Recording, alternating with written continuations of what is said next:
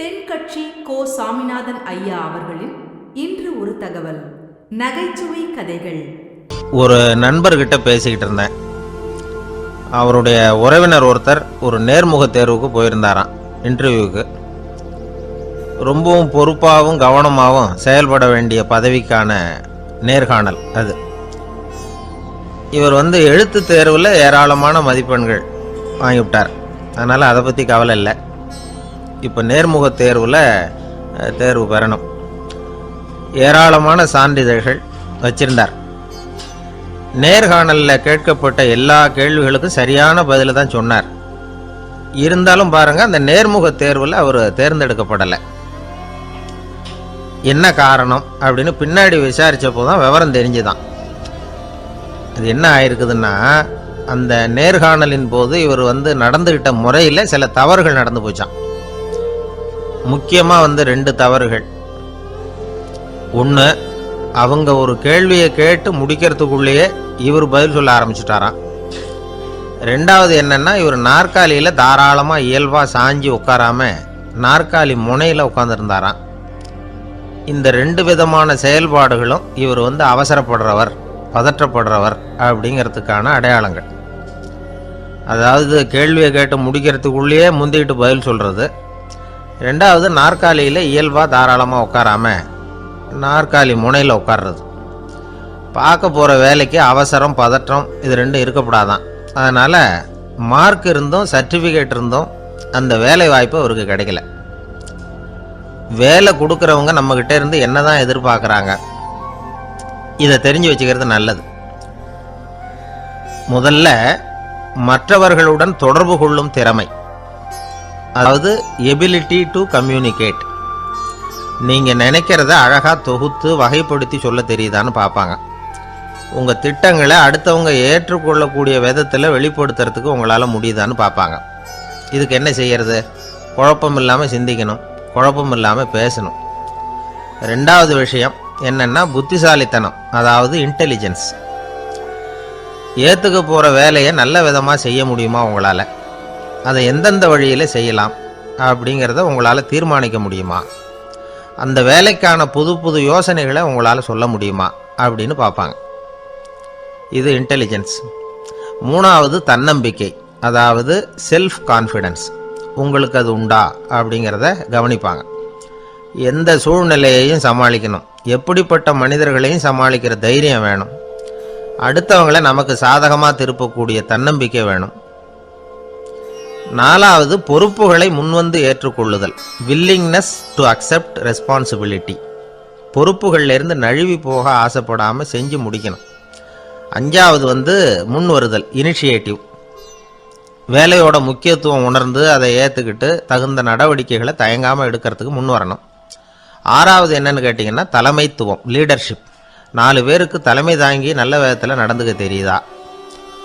ஏழாவது கற்பனை திறன், இமேஜினேஷன். சில பிரச்சனைகள் வரக்கூடும் அப்படின்னு முன்கூட்டியே யூகிச்சு அதுக்கு தகுந்த மாதிரி நடவடிக்கை எடுக்கிற திறமை உண்டா அப்படிங்கிறத பார்ப்பாங்க.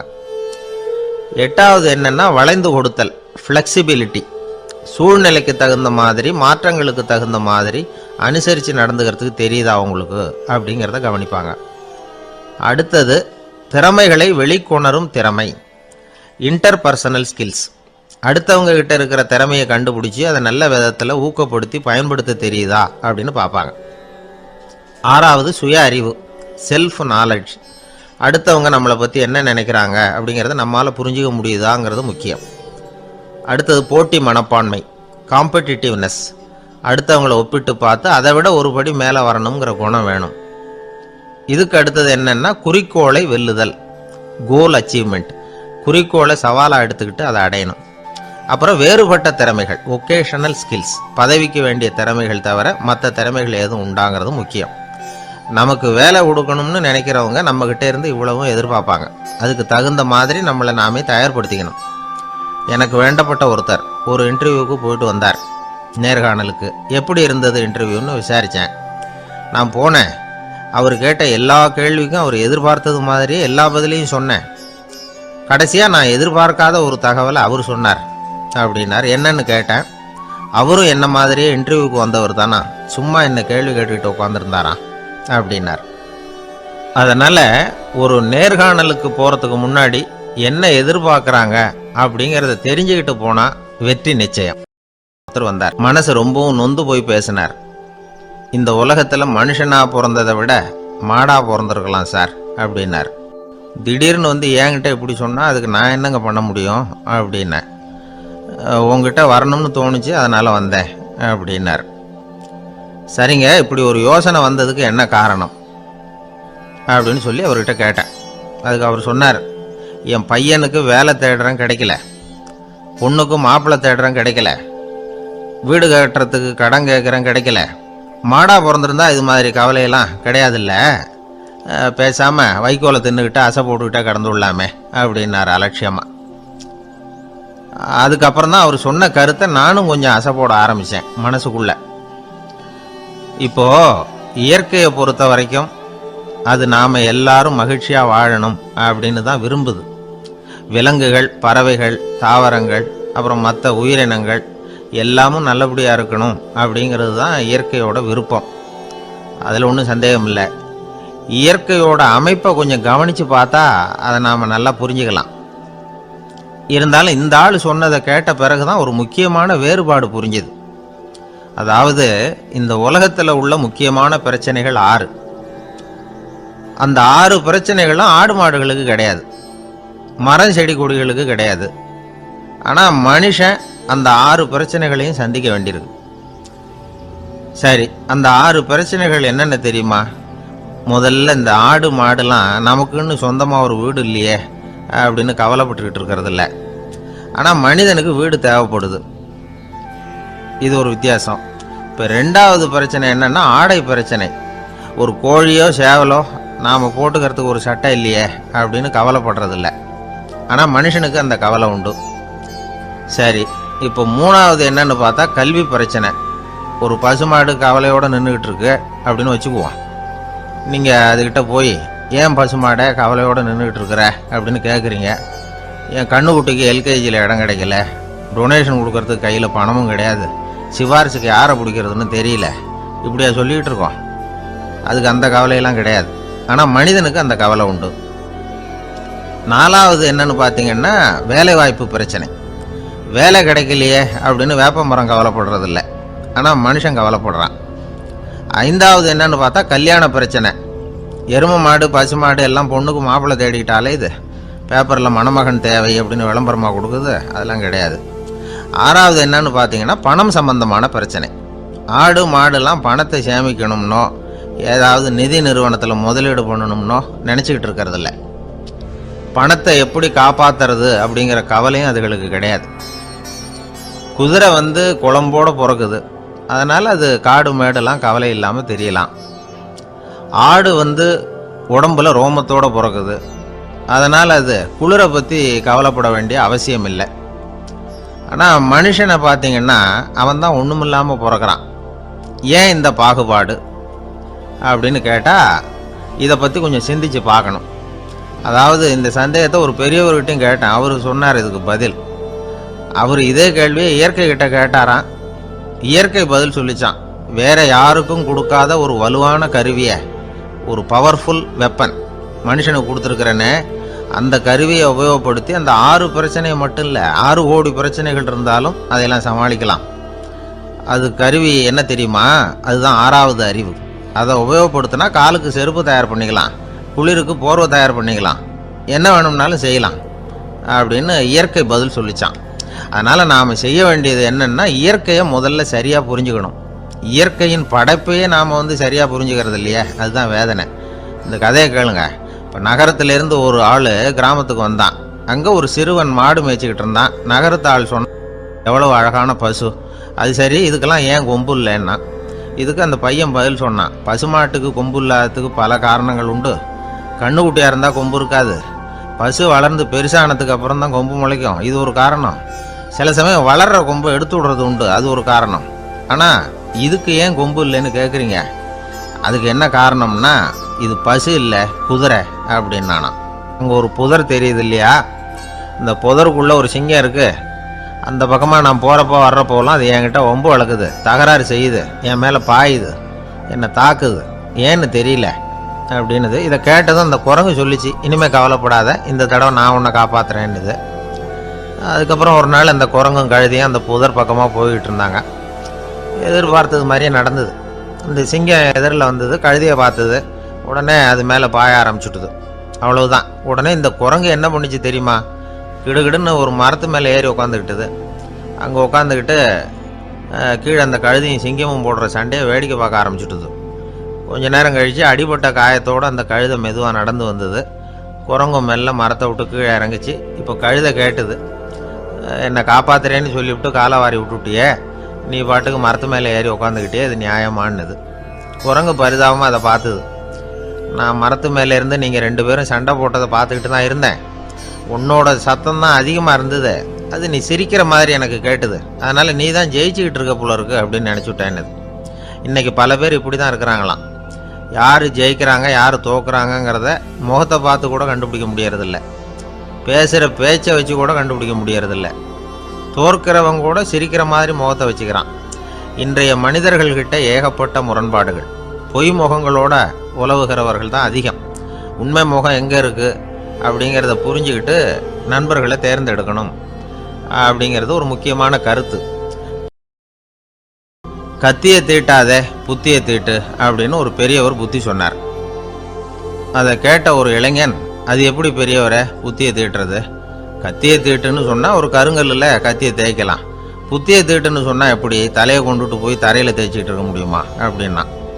அந்த பெரியவர் உடனே புரிஞ்சுக்கிட்டார், இந்த இளைஞனுக்கு புத்தி கூர்மை கம்மி அப்படிங்கிறத புரிஞ்சுக்கிட்டார். அது சரி, அறிவுக்கும் புத்திசாலித்தனத்துக்கும் என்ன வித்தியாசம்? இது ஒரு முக்கியமான கேள்வி. அறிவுன்னா என்ன, புத்திசாலித்தனம்னா என்ன? இதே கேள்வியை சாக்ரட்டிஸ் கிட்ட அவருடைய சீடன் ஒருத்தன் கேட்டானான். ஐயா, அறிவுக்கும் புத்திசாலித்தனத்துக்கும் என்னங்க வித்தியாசம் அப்படின்னு கேட்டிருக்கான். சாக்ரட்டிஸ் நிமிர்ந்து பார்த்துருக்கிறார் அந்த சீடனை. அதுக்கப்புறம் சொன்னாராம், நான் சொல்கிறேன் உன்னுடைய கேள்விக்கு பதில், ஆனால் அதுக்கு முன்னாடி நீ ஒரு காரியம் பண்ணணும்னாரான். என்னங்க செய்யணும் சொல்லுங்கன்றிருக்கான். அதோ பாரு, ஒரு பெரியவர் உட்காந்துருக்கிறாரு, அவர்கிட்ட போ, இங்கேருந்து பக்கத்தில் இருக்கிற அந்த கிராமத்துக்கு போய் சேர எவ்வளவு நேரம் ஆகும் அப்படின்னு கேட்டுட்டு வா அப்படி சொன்னார் சாக்ரட்டிஸ். சரின்னு சொல்லிவிட்டு இவன் போனான். அந்த பெரியவர் முன்னாடி போய் நின்னான். ஏங்க பெரியவரை, இங்கேருந்து அதோ தெரியுத அந்த கிராமத்துக்கு போய் சேர்றதுக்கு எவ்வளவு நேரம் ஆகும் அப்படின்னு கேட்டான். பெரியவர் நிமிர்ந்து பார்த்தார், ஆனால் பதில் எதுவும் சொல்லலை. இவன் மறுபடியும் ஒரு தடவை அதே கேள்வி அவர்கிட்ட கேட்டான். என்னங்க, நான் கேட்குறது உங்கள் காதில் விழுதா, அந்த கிராமத்துக்கு போய் சேர்றதுக்கு எவ்வளோ நேரம் ஆகும் அப்படின்னு சொல்லி மறுபடியும் கேட்டான். அப்பவும் அவர் பதில் சொல்லலை. உடனே அவன் மனசுக்குள்ளே முடிவு பண்ணிக்கிட்டான், சரி பெரியவர் ஒரு மாதிரியாக தெரிகிறார், புத்தி சுவாதீனம் சரியில்லாத ஒரு மாதிரி தெரியுது அப்படின்னு நினச்சிக்கிட்டே வந்த வழியிலே திரும்பி வந்துட்டான். கொஞ்சம் தூரம் நடந்திருப்பான். இப்போ அந்த பெரியவர் மறுபடியும் கூப்பிட்டார், இளைஞனே இப்படி வாழ்னார். இவனுக்கு ஒன்றும் புரியல. மறுபடியும் திரும்பி நடந்தான். அவர் முன்னாடி போய் நின்னான். பெரியவர் சொன்னார், தம்பி, இங்கேருந்து அந்த கிராமத்துக்கு போய் சேர்றதுக்கு 5 நிமிஷம் ஆகும் அப்படின்னார். இப்போ அந்த இளைஞன் அந்த முதியவரை ஒரு மாதிரியாக பார்க்க ஆரம்பித்தான். அதுக்கப்புறம் கொஞ்சம் யோசித்தான். பிறகு அவர்கிட்டே கேட்டுட்டான், ஏங்க பெரியவரை, இதே பதிலை அப்போவே என்கிட்ட சொல்லியிருக்கலாமே, என்னை திரும்பி போன்னு சொல்லிவிட்டு பாதி தூரம் போனதுக்கப்புறம் மறுபடியும் கூப்பிட்டு அதுக்கப்புறம் இப்படி சொல்கிறீங்களே, இது நியாயமா அப்படின்னா. பெரியவர் சிரித்தார். அதுக்கப்புறம் சொன்னார், ஏன்பா, நீ எவ்வளவு வேகமாக நடக்கிறேங்கிறத பார்க்காம நீ கிராமத்துக்கு போய் சேர வேண்டிய நேரத்தை எப்படி என்னால் சொல்ல முடியும்? அதனால தான் உன்னை கொஞ்சம் தூரம் நடக்க விட்டு உன்னுடைய நடையின் வேகம், அந்த கிராமம் இருக்கிற தூரம் ரெண்டையும் கணக்கு போட்டு அதுக்கப்புறம் நேரத்தை சொன்னேன்னார். சீடன் வந்து தலை குனிந்தான். அப்படியே திரும்பி வந்து சாக்ரட்டிஸ் முன்னாடி நின்னான். சாக்ரட்டிஸ் இப்போ சொல்கிறார், தம்பி, அதுக்கு பேர் தான் புத்திசாலித்தனம். இந்த அறிவு கூர்மை வந்து எல்லா இளைஞர்களுக்கும் வரணும் அப்படிங்கிறதுக்காகத்தான் கத்தியை தீட்டாத புத்தியை தீட்டு அப்படின்னு பெரியவங்கள்லாம் சொல்லிகிட்டு இருக்கிறாங்க. புத்தியை தீட்டுறவங்கெல்லாம் வாழ்க்கையில் அறிவாளியாகிறாங்க, தீட்டாதவங்க கோமாளியாகிறாங்க.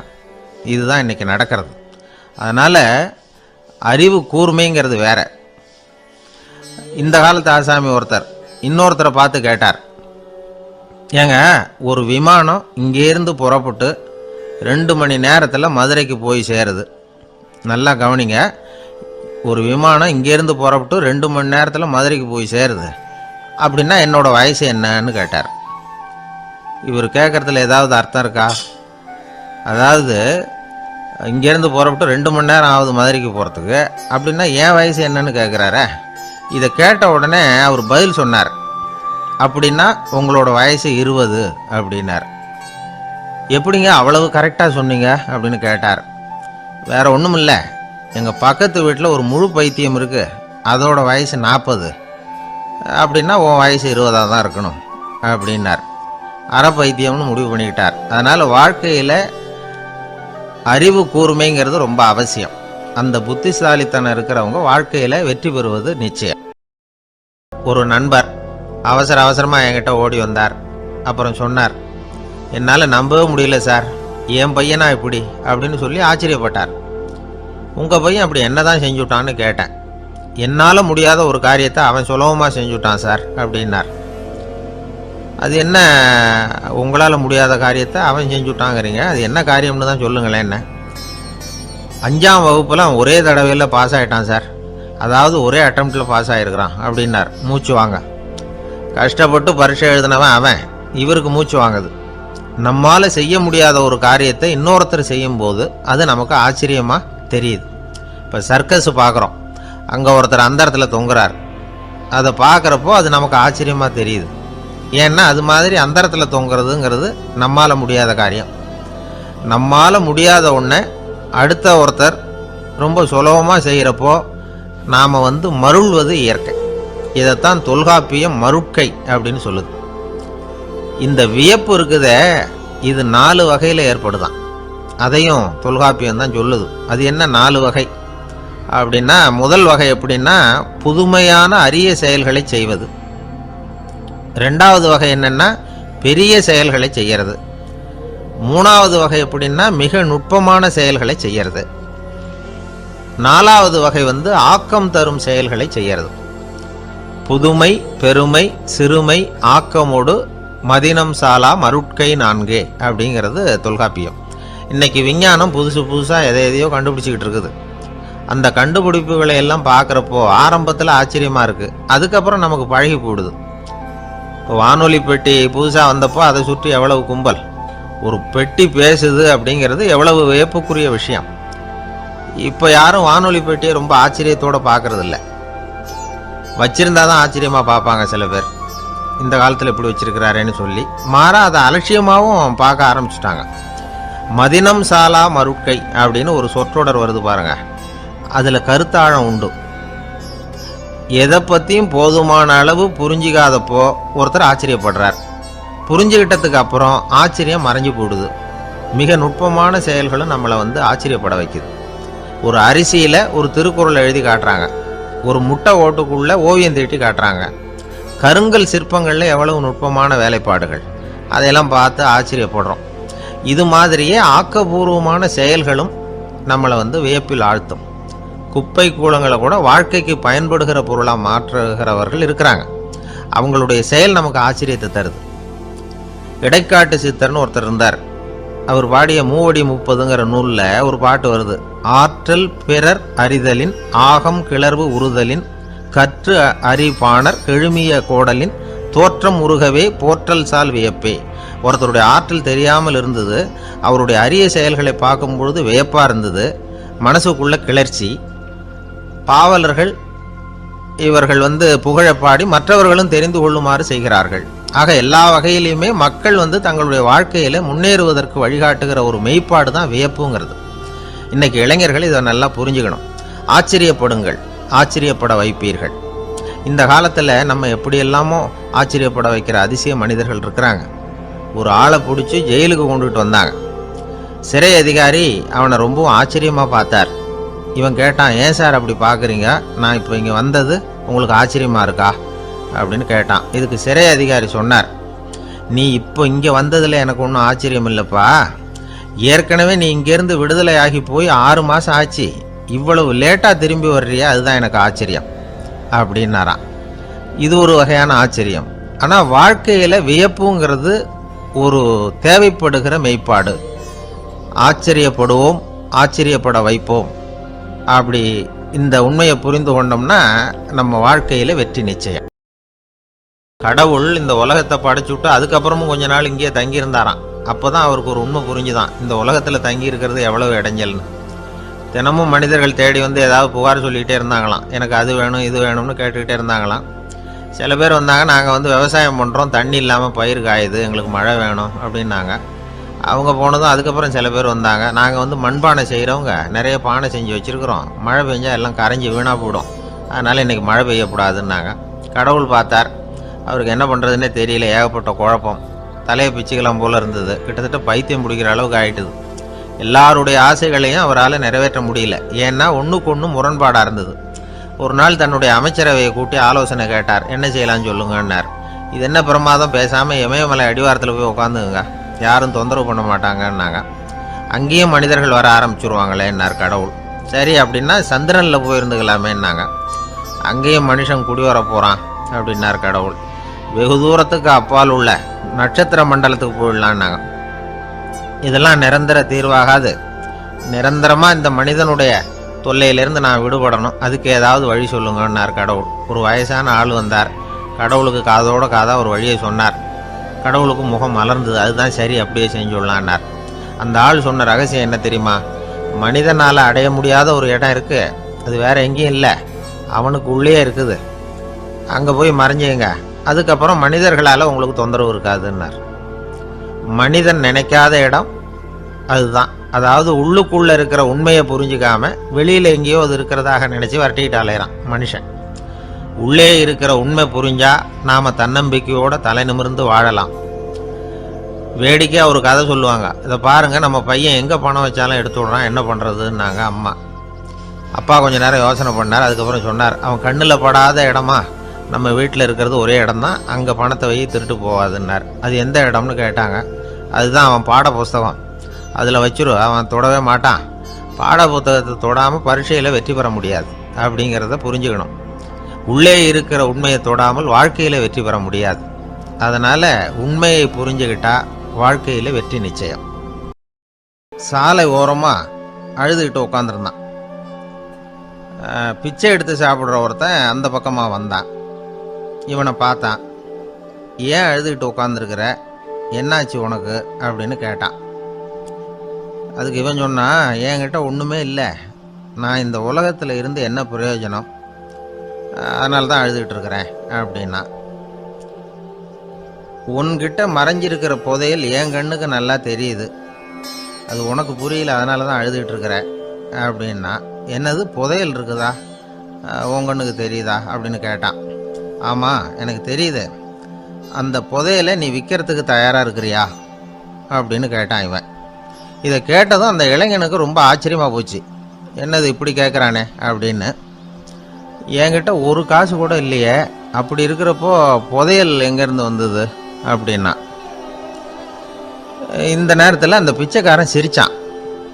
இப்படி தான் இந்த உலகத்தில் எல்லாரும் சொல்லிகிட்டு இருக்கிறாங்க, என்கிட்ட ஒன்றுமே இல்லை ஒன்றுமே இல்லைன்னு சொல்லி, ஆனால் அவங்கக்கிட்ட தான் புதையல் இருக்குது, நீ வேணும்னா என் கூட வா, நம்ம நாட்டு அரசர்கிட்ட போவோம், உங்ககிட்ட இருக்கிற புதையலை அவர் நல்ல விலைக்கு எடுத்துக்குவார் அப்படின்னா. அது எப்படி உனக்கு தெரியும்னா, இதுக்கு முன்னாடியும் இது மாதிரி பல பேரை நான் வந்து ராஜா கிட்ட அழைச்சிட்டு போயிருக்கிறேன், அதனால தான் உன்னை பார்த்தேன், உன்னையும் கூப்பிடுறேன், நீ சரின்னு சொன்னால் உன்னை அழைச்சிட்டு போகிறேன், உங்ககிட்ட இருக்கிற புதையலை அவர் நல்ல விலை கொடுத்து எடுத்துக்குவார் அப்படின்னு சொன்னான்.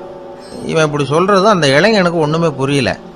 இது என்னது இந்த ஆள் இப்படி சொல்லிகிட்டு இருக்கிறான், நம்மக்கிட்ட என்ன இருக்குது, அதுவும் இல்லாமல் இவனே பிச்சை எடுத்து சாப்பிட்டுக்கிட்டு இருக்கிறான், இவன் போய் நம்மளை ராஜா கிட்ட அழைச்சிட்டு போகிறதா போகிறேங்கிறானே என்ன அப்படின்னு சொல்லி அவன் யோசனை பண்ணான். என்ன யோசிக்கிற, உனக்கு பணம் வேணும்னா என்னோட வா அப்படின்னா. இளைஞன் ஒரு முடிவுக்கு வந்தான்.